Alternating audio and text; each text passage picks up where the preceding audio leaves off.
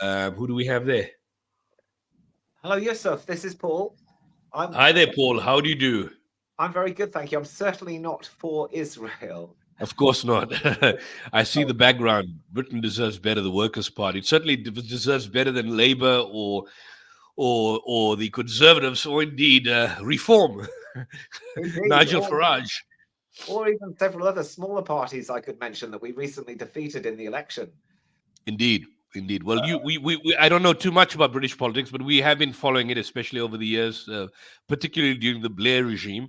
And I can tell you, you certainly have our support here in South Africa, and indeed on some of the other platforms in the United Kingdom. But go Thank you. ahead, Paul. Certainly have I support your excellent exposés on the situation in Gaza. I've just been watching with interest over my dinner, but I don't want you to get me confused with some sort of friend of Israel. No, of Um, course not. in my flyer when I was campaigning, I support a one-state solution in what I called the Holy Land, which I suggest is the best marketing term for a united state. You could call it Israel Palestine, Palestine Israel. You can call it the Promised Land, but the Holy Land, it would unite the entire of the area, including the spring of the River Jordan, which isn't actually in Israel. It's in Lebanon. It's 8 kilometers north of Mount Hermon. And you can see the book above my head called Karsag Research, as in Harsag, as in Hamas. That's a Sumerian word that means Mm. head of the valleys.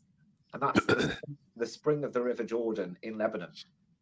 And once I believe that is united with Israel in the it almost already is, because as you probably know, the area around the Golan and the area around southern Lebanon in the north has been pretty much evacuated already because of the number of strikes there have been, missiles and airstrikes in that area,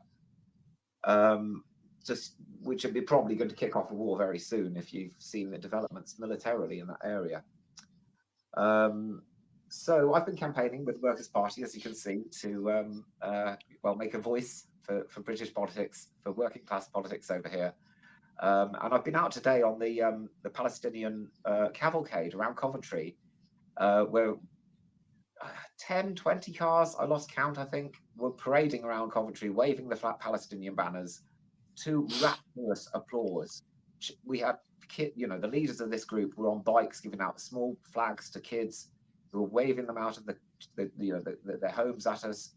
And I have never seen such a rally to a cause since 1980, whenever Coventry last won the FA Cup. Did Coventry ever win the FA Cup?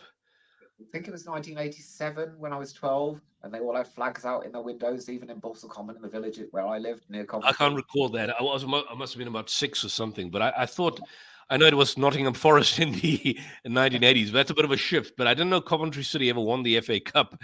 Following English football. I mean, we grew up following English football. So if you talk about Gary Lineker and Paul Gascoigne and Stuart Pearce and Shearer and all of they were kind of household names in the South African context. Southgate.